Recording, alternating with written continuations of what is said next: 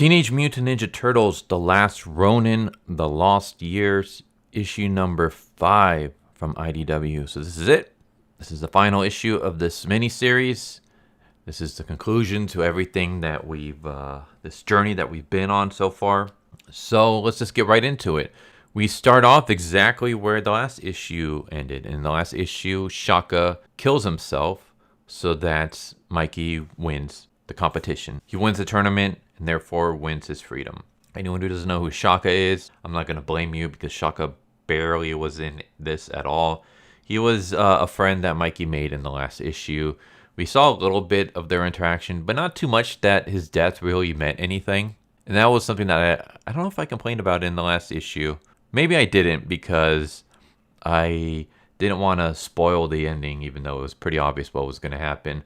But yeah, Shaka ends up killing himself.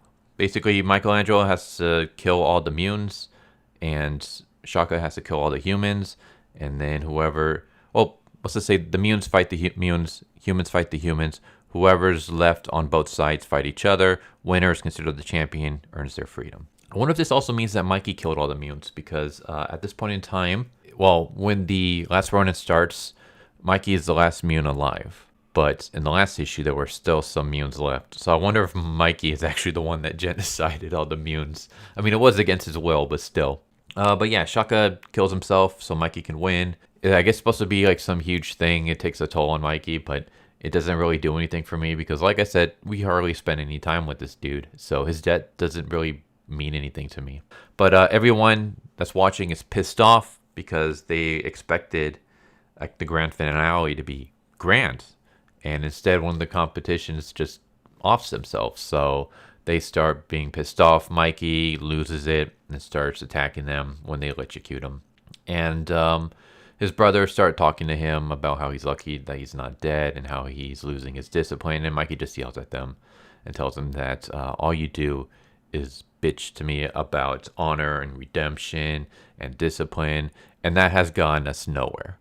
You're all dead. I'm the only one still alive. All your discipline hasn't done anything. All your honor hasn't done anything. There's only one path for me to take, and that path is revenge.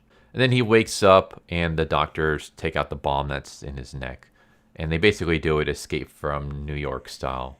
But the boss basically is a woman of her words. She disarms the bomb in his neck. She gives him his backpack.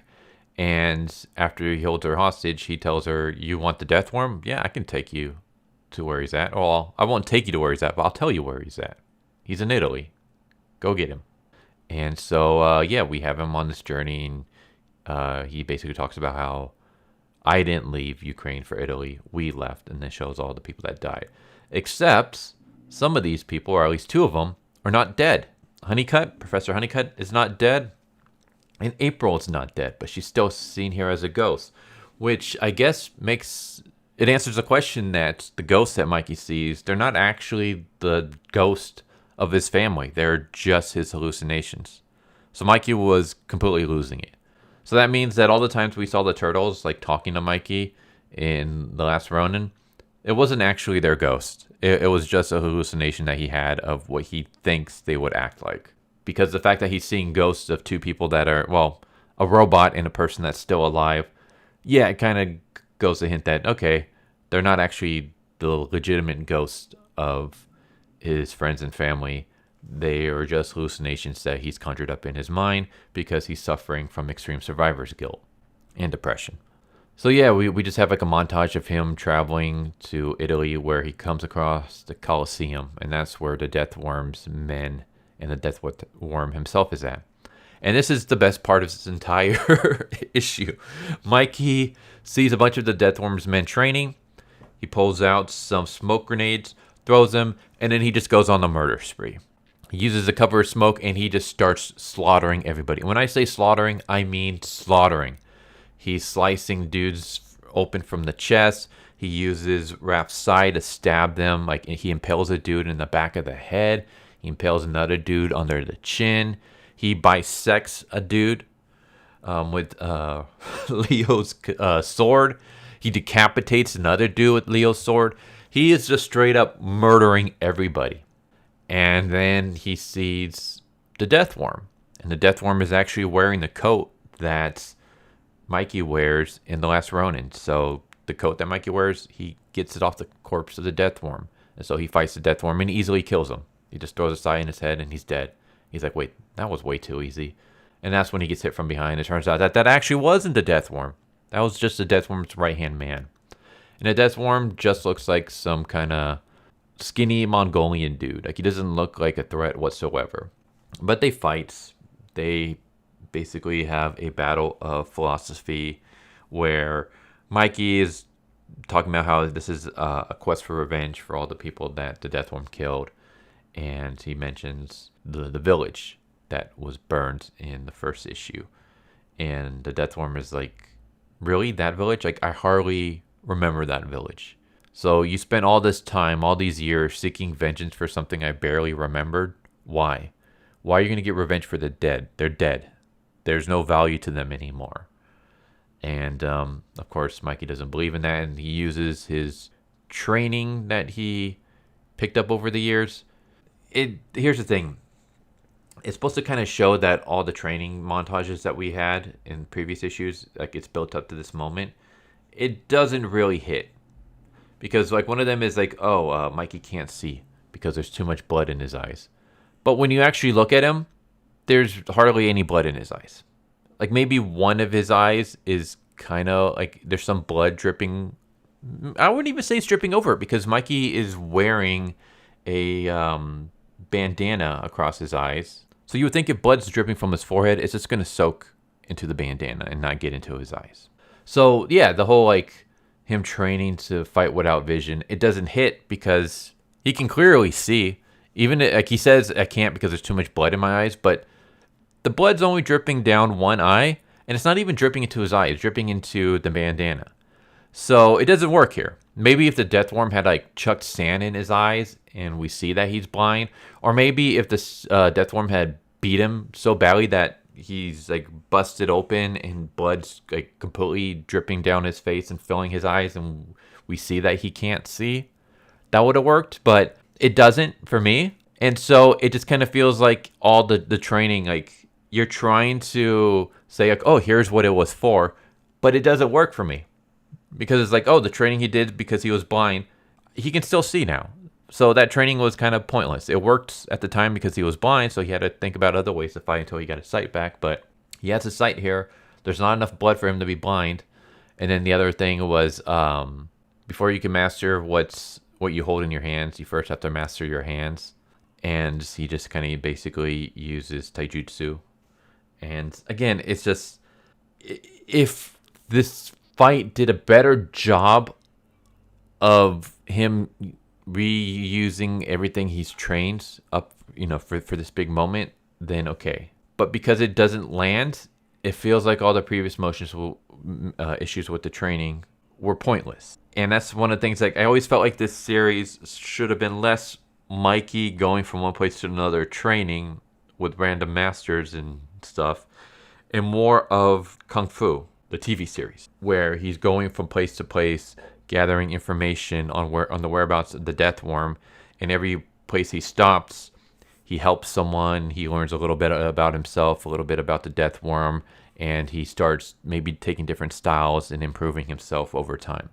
I would have liked that instead. I think that would have been a better direction for the story to go, rather than, oh, he goes here and he trains for the entire issue, and then he goes here and he just trains for the entire issue, and then he goes here and he just trains for the entire issue. It's like, okay, how many times do I have to see this dude train before he's ready to fight? So maybe if all that training, like, meant something in the final battle, if him using the training had a bigger impact, if it doesn't land, is what I'm trying to get at. Maybe it does for you. It doesn't work for me. So then it just feels like all the previous issues were just kind of pointless. But yeah, he basically kills the Death Worm.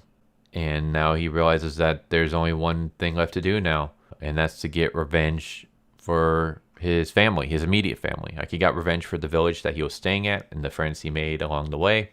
Now it's time for him to get revenge for his family by going back to his home in Manhattan. And that's where the last Ronin, picks up. And there's, like, some more stuff with April and the new generation of turtles, but I don't give a crap about that at all.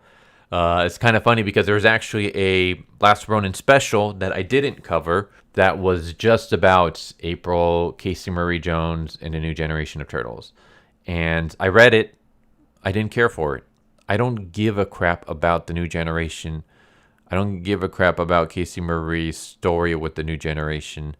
It just, to me, it just feels like you're trying to replace the turtles with this new group. And the new group just doesn't interest me in any way.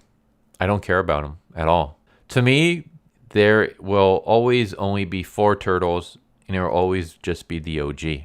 Raphael, Michelangelo, Donatello, Leonardo. Those are the only turtles in my book. I don't give a crap about any other turtles that they try to add. I don't give a crap about Jenica or Venus or whatever the hell her name was in the new mutation. I don't give a crap about this new generation of turtles. I just don't care. For me, it's just always going to be the OG. And anytime you try to add in new turtles, you lose my interest immediately. And so, yeah, I read it. I'm not going to cover it because it, in my opinion, it was just terrible. I didn't give a crap about it at all. I just read it just in case there was something interesting in there that I would need to know for the Last Ronin with Mikey's adventures, but there isn't. And yeah, so overall, here's the thing. I like the Last Ronin. I think it's like a good finale, and that's all it should be. It should just be a finale. It should not be a starting point for a new generation of turtles because I don't care. It should just be here's the end, or here's a possible end to the turtles. Whether you want it to be canon to your turtle run or not is up to you. But here's a possible ending. Kind of think of it almost like the Dark Knight is to Batman. That's what the Last Ronin is to the turtles. It can be canon if you want. It cannot be canon if you don't want. It's up to you. And it's the end of their story. It's not the beginning of a new person's story. It should be the end. And as far as that goes, I'm okay with that. I like seeing Mikey just murdering people in this. I thought that was cool. I will say that the whole fact that the ghost of his dead relatives and family members are just hallucinations and not actually the ghost talking to him and trying to help him, kind of, I don't want to say it ruins The Last Ronin for me, but it kind of sucks. Because I like the fact that it was, at least when I was reading it, I thought it was literally their ghosts, and they're talking to him, and they're trying to help him not commit suicide, trying to help him keep going, motivate him to push himself, motivate him to get revenge, to pass on, their legacy and their teachings to the next generation. But it wasn't any of that. It was just all in Mikey's head. It's just he's going crazy because he has PTSD and survivor's guilt and depression from losing everybody and not being able to do anything about it.